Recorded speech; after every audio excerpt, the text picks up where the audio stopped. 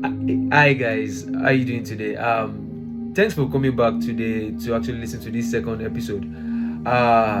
If you actually listen to the last one I posted on Forget It, I'm glad you're actually back here to actually listen to the other episode. Remember, this is unscripted with Bolaji, unscripted Bible study with Bolaji. Yeah, so today's topic is just literally on made to forget.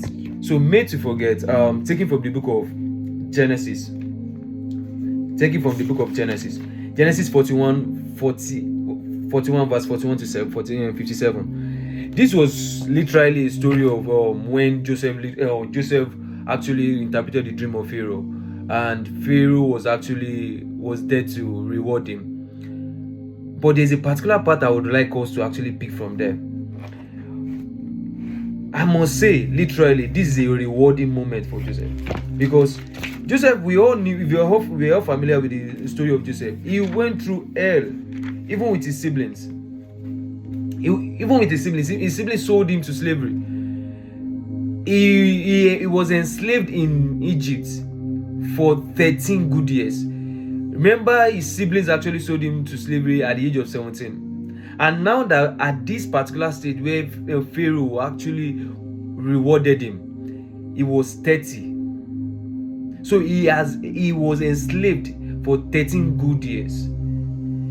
I can't imagine how a man would actually feel, how someone would feel to be enslaved for 13 good years of his life. Then at the age of 30, God remembered him. Meanwhile, God has never forgotten him actually. It was just at the appointed time, the Kairos moment. And he was rewarded by Pharaoh. The verse 51 says, so let me just give you a background to it. He was rewarded with like a chieftaincy title, and he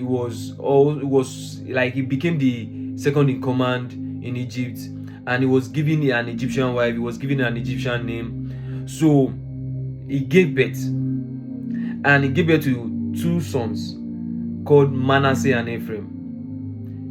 Guess what? The meaning of Manasseh is God has made me to forget all my troubles. And the meaning of Ephraim is God has made me fruitful in the land of my grief. And this actually struck me that way too. Joseph was not barren. He was not looking for, he wasn't waiting on God for children. So why would he name Manasseh? Why would he name one of his child Manasseh? God has made me forget all my troubles.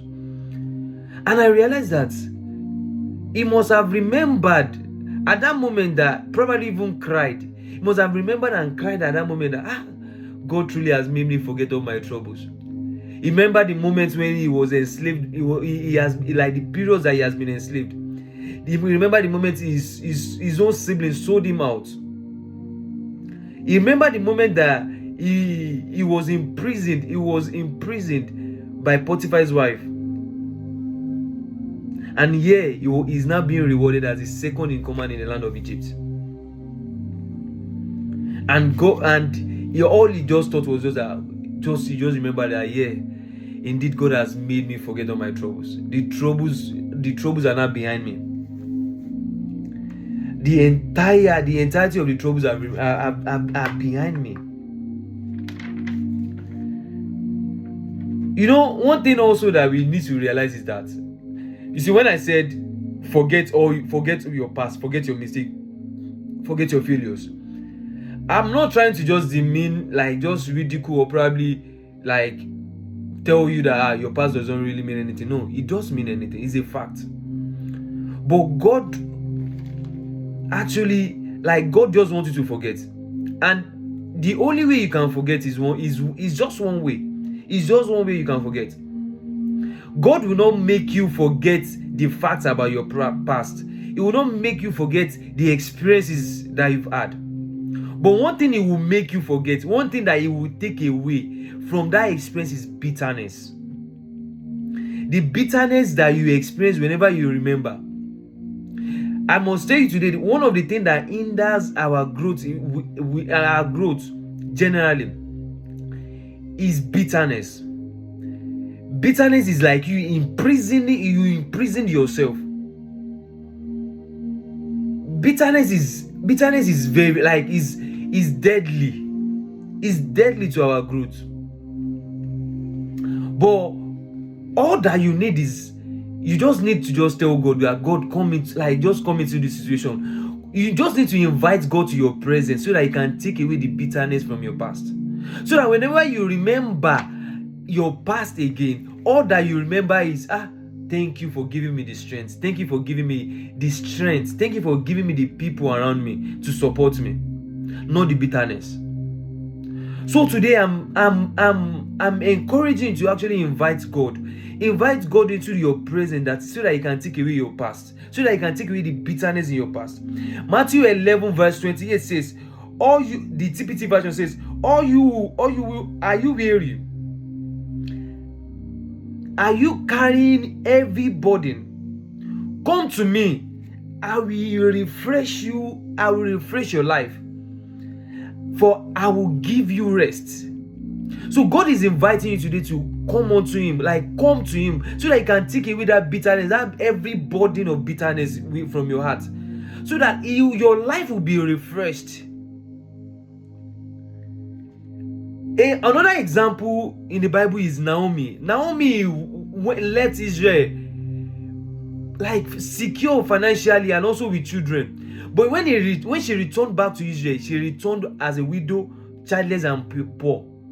And guess what? Naomi actually she rejected God at the moment.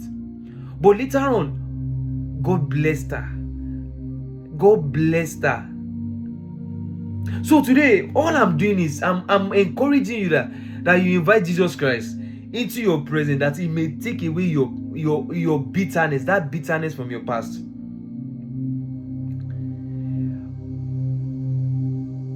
All that you just need to do is just announce that He's your Lord and personal Savior today. And if you are one that actually you're literally struggling, if you've announced Jesus Christ as your Lord and personal Savior already, but still you're struggling with that your past experience, I want you to just take a deep breath and tell God, tell Jesus Christ, say, Jesus Christ, I invite you to my presence. I'm inviting you to my presence. I'm inviting you to this situation of my past, that you may take it away. I believe that if you have said that prayer, definitely you're already on the journey, or you're already on the right journey. You're on the right path. For a moment to come, all that you will also say, what Joseph said to his siblings when they came down to Egypt. He told them in Genesis 50, verse 20-21. It says, even though you intended to hurt me, God intended it for good. It was His plan all along, just to ensure that many people survive, just to ensure the survival of many people. And I'm telling you today, your experience is not a waste. God, it's a training moment, so that there are many people tied to your experience. There are many people tied to you, tied to all that you need to do this year. There are many people that their survivors are tied to you growing, stepping out of that bitterness.